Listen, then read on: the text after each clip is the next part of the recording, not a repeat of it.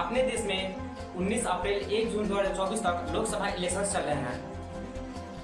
Total 97 crore भारतवासी इस election में हिस्सा ले रहे हैं। अब चाहे ये 97 करोड़ रजिस्टर्ड वोटर्स हो या फिर हजारों पॉलिटिकल पार्टीज हो, पूरे देश में फ्री एंड फेयर इलेक्शन करवाने की पूरी जिम्मेदारी सिर्फ इन 3 मशीनों के ऊपर है जो आप टेबल पर देख रहे हो। इन तीनों मशीन को कंबाइनली ईवीएम बोला जाता है, यानी कि इलेक्ट्रॉनिक वोटिंग मशीन। अब दिक्कत की बात यह है कि इतिहास गवाह है, हारने वाली पार्टी ने हमेशा यही ईवीएम पर यह कहते हुए ब्लेम लगाया है कि अरे ईवीएम तो हैक हो गई थी। पर क्या सच में ईवीएम हैक हो पा रही थी? वो बटन दबाओ, वोट बीजेपी को जाता है। इसमें 2-4 मशीनें पकड़ी जाती हैं, जब पकड़ी जाती हैं तो कह देते हैं खराब हो गई। हमें पूछना पड़ेगा कि जब भी कोई बटन दबाता है तो बीजेपी को वोट क्यों जाता है? क्या आपने उसको प्रोग्राम कर रखा है? राजा की आत्मा ईवीएम में है। सही है, सही है। मूल बात यह है कि जिस मशीन में चिप लगी है वो हैक होने की संभावना उसमें रहती है। कि देश में बैलेट से वोट क्यों नहीं? इस सबके रिस्पांस में इलेक्शन कमीशन ऑफ इंडिया के हेड यानी chief election commissioner CEC Rajiv Kumar कहते हैं, हसरतों का इल्जाम, अधूरी हसरतों का इल्जाम हर बार हम पर लगाना ठीक नहीं। ये ईवीएम कह रही है, मैं नहीं कह रहा हूं। अधूरी हसरतों का इल्जाम हर बार हम पे लगाना ठीक नहीं। वफा खुद से नहीं होती, खता ईवीएम की कहते हो।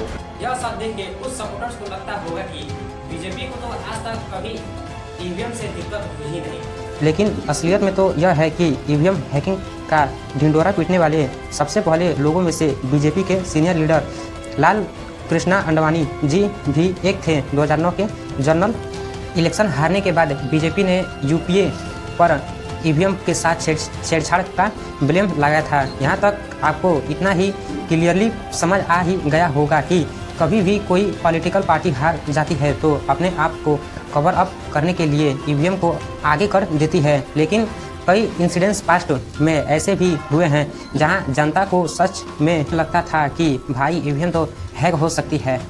आज की इस 3D एनिमेटेड वीडियो में स्टेप बाय स्टेप समझेंगे कि इलेक्शन कमीशन ऑफ इंडिया कैसे यह क्लेम करता है कि ईवीएम मशीन को हैकिंग इम्पॉसिबल है।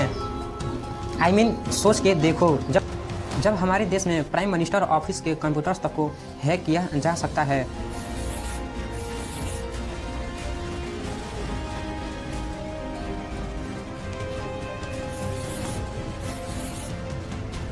तो फिर जो ईवीएम किसी शहर के एक स्टोर रूम में ही बंद है वो कैसे सिक्योर रह सकती है? And most important, opposition parties वाले एग्जैक्टली किन सबूतों के बेसिस पर ये इल्ज़ाम लगाती है कि ईवीएम को हैक किया जा सकता है? लेकिन हर बार की तरह शुरू करते हैं। वोट डालने के प्रोसेस पर और ईवीएम मशीन के वर्किंग मैकेनिज्म पर एक नज़र आपको डालनी ही पड़ेगी। अगर हम ईवीएम के हैकिंग को प्रोसेस को अच्छे से समझना चाहते हैं, वोट डालने से पहले 3D एनिमेशन में इस बूथ के मैप को समझो। देखो, ये इस बूथ की मेन स्टेंस है। यहाँ से अंदर जाने के बाद सबसे पहले बैठे हैं ये 3 पोलिंग ऑफिसर्स। इन ऑफिसर्स के सामने बैठा है यह प्रिसाइडिंग ऑफिसर्स के पास में है ये वोटिंग कंपार्टमेंट, और फाइनली ये है इस बूथ के एग्जिट गेट। पोलिंग बूथ के गेट में एंटर होने से पहले वहाँ खड़े सिक्योरिटी ऑफिसर्स अच्छे से आपकी चेकिंग करते हैं। तलाशी लेने के बाद आपको सबसे पहले पोलिंग ऑफिसर्स के पास भेजा जाता है। यहाँ पर आपको वोटर आईडी और वोटर लिस्ट में आपका नाम क्रॉस चेक किया जाता है। इसके बाद आपको अगले पोलिंग ऑफिसर्स के पास जाने को कहा जाता है। यहाँ officers election commission of India के दिए हुए रजिस्टर में आपको वोटर आईडी की पूरी डिटेल लिखेगा एंड आपकी डिटेल नोट करने के बाद उसी रजिस्टर्स में आपकी सिग्नेचर भी करवाएगा। उसके बाद तीसरा पोलिंग ऑफिसर्स आपके लेफ्ट हैंड की पहली फिंगर पर कभी ना मिटने वाली इंक लगा देगा। इसके बाद वो स्लिप ले लेगा, आपकी सामने बैठे हुए प्रिसाइडिंग ऑफिसर्स के पास जाने को बोलेगा। जैसे ही आप प्रिसाइडिंग ऑफिसर्स के पास पहुंचते हो तो आपकी फिंगर चेक करके आपसे स्लिप ले लेगा और बॉक्स में उस स्लिप को डाल वेरिफिकेशन के बाद प्रिसाइडिंग ऑफिसर्स खुद के सामने रखी हुई इस कंट्रोल यूनिट के बैलेट बटन को प्रेस करेगा, जिसमें इस कंट्रोल यूनिट में मौजूद ये रेड लाइट ऑन हो जाएगी। इसी के साथ वोटिंग कंपार्टमेंट में रखी इस बैलेट मशीन की भी ग्रीन लाइट ऑन हो जाएगी। बैलेट मशीन की ग्रीन लाइट का मतलब ये रेडी है और कंट्रोल यूनिट की रेड लाइट ये इंडिकेट करती है कि जब अब आप बैलेट यूनिट से अपना वोट कास्ट कर सकते हैं। खैर, प्रिसाइडिंग ऑफिसर्स से अपना आईडी कार्ड वापस लेने के बाद, यानी कि वोट डालने के बाद, इस वोटिंग कंपार्टमेंट की तरफ चले जाते हो। अब वोटिंग मैकेनिज्म को एक बार और तीनों मशीन पर नज़र मार लो। इस प्रिसाइडिंग ऑफिसर्स के पास ये जो रखी हुई है ये कंट्रोल यूनिट है और आगे जहां खड़े होकर आप वोट डालते हो ये वाली मशीन तो बैलेट यूनिट है और ये साइड में रखी हुई है मशीन वीवीपैट। ध्यान से समझो। इलेक्शन कमीशन ऑफ इंडिया के मुताबिक वोटिंग का ये सारा का सारा काम मास्टर स्लेव कॉन्सेप्ट पर था। ऑफिसर्स के पास में ये जो कंट्रोल यूनिट रखी हुई थी यह मास्टर है और ये बैलेट यूनिट है और वीवीपैट, ये दोनों ही। और जैसे ही प्रिसाइडिंग ऑफिसर से इस कंट्रोल यूनिट के बैलेट यूनिट को प्रेस करता है तो कंट्रोल यूनिट बैलेट यूनिट को ऑन होने का ऑर्डर देती है। अब जैसे ही बैलेट यूनिट में अपनी फेवरेट पार्टी को वोट देते हो तो पहले तो एक लॉन्ग व्हीप साउंड आता है। इसके बाद ये बैलेट यूनिट अपने मास्टर के पास यानी कि कंट्रोल यूनिट के पास सिग्नल भेजती है कि वोट रिसीव हो गया है।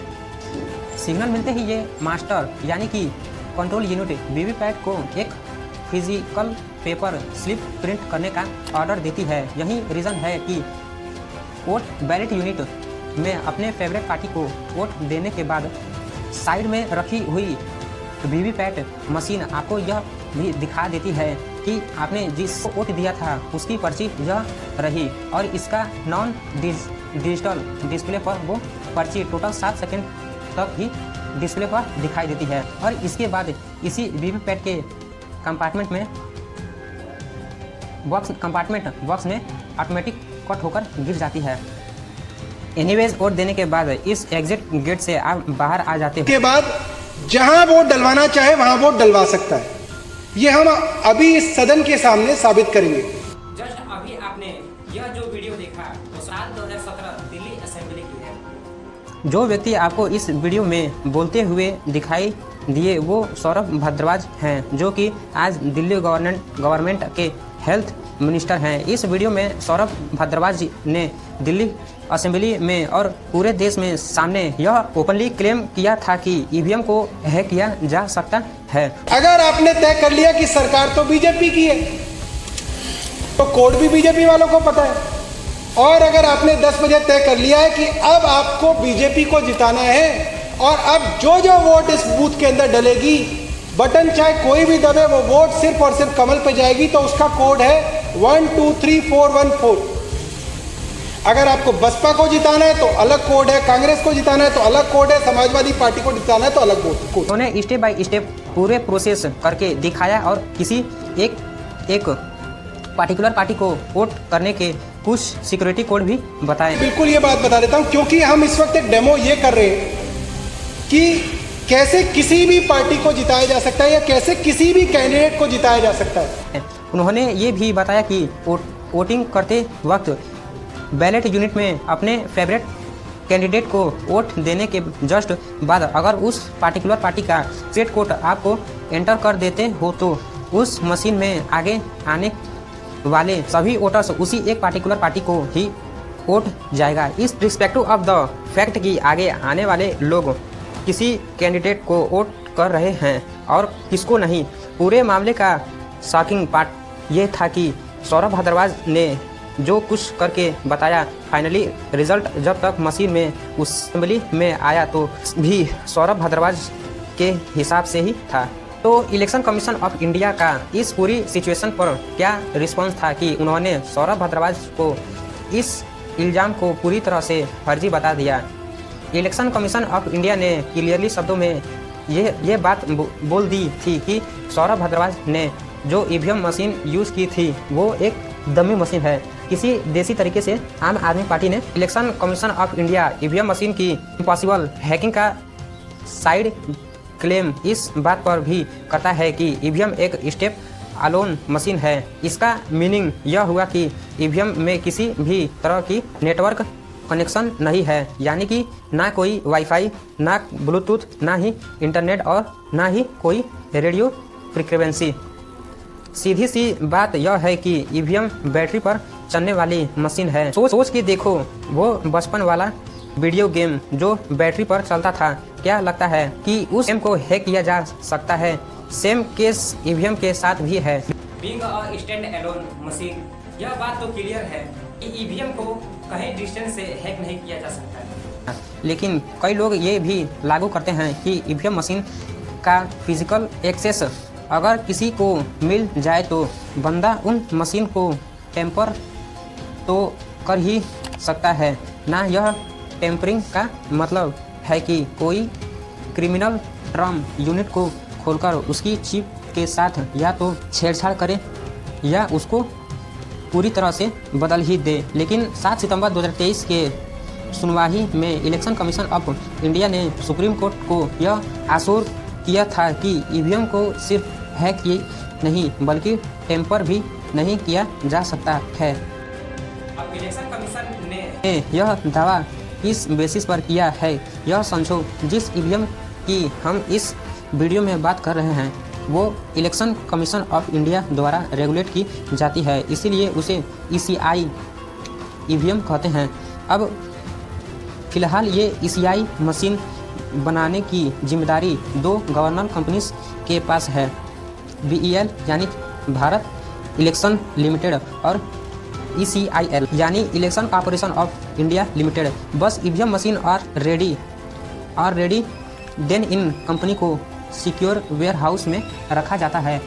हाल ही में कई अपोजिशन पार्टीज ने यह सवाल उठाया है कि BEL भारत इलेक्ट्रॉनिक्स लिमिटेड यानी कि वो कंपनी जो ईवीएम बनाने का काम कर रही है उसमें जो डायरेक्टर्स हैं वो लोग बीजेपी से जुड़े हुए हैं। तो क्या यह भी कहा जा सकता है कि कोई भी एक पार्टी पहले से ही चिप को अपने फेवर में मैनिपुलेट करवा ले, लेकिन इलेक्शन के मुताबिक इस बात में दम नहीं, क्योंकि नॉमिनेशन प्रोसेस शुरू होने से पहले किसी को यह नहीं पता कि कौन कैंडिडेट इलेक्शन में खड़ा होगा या फिर बैलेट यूनिट के डिस्प्ले में कैंडिडेट्स का नाम सीक्वेंस में आएगा।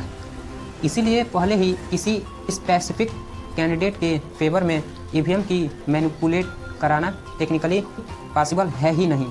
इसके अलावा सिक्योर्ड वेयर हाउस में CBM मशीन को आगे भेजा जाता है तो एक नहीं बल्कि 2 स्टेजेस पर एक प्रोसेस फॉलो किया जाता है जिसे बोला जाता है रेंडमाइजेशन प्रोसेस। रेंडमाइजेशन का मतलब होता है कि कंप्यूटर की हेल्प से ये डिसाइड किया जाता है कि कौन सी मशीन कहाँ जाएगी। ये वैसे ही है जैसे एक लॉटरी सिस्टम कंपनी वाले को पता भी नहीं होता और मैनुअली भी डिसाइड नहीं किया जा सकता कि कौन सी मशीन किस पोलिंग स्टेशन पर जाएगी।